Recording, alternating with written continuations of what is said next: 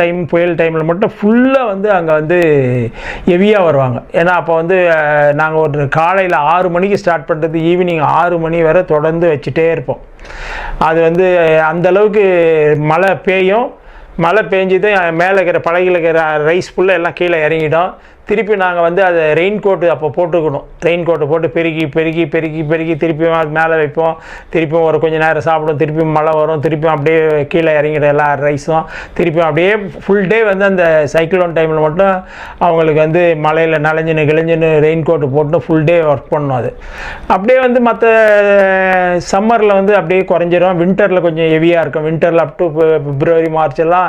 இப்போ வின்டர் வந்து இது செப்டம்பர்லேருந்து வின்டர் ஸ்டார்ட் ஆகிடுது இல்லை. அந்த வின்டரில் வந்து அப் டு ஏப்ரல் வரை ஹெவியாக வரும். அப்போல்லாம் வந்து 60 கிலோ 70 கிலோ இப்படி மாறி வரும்.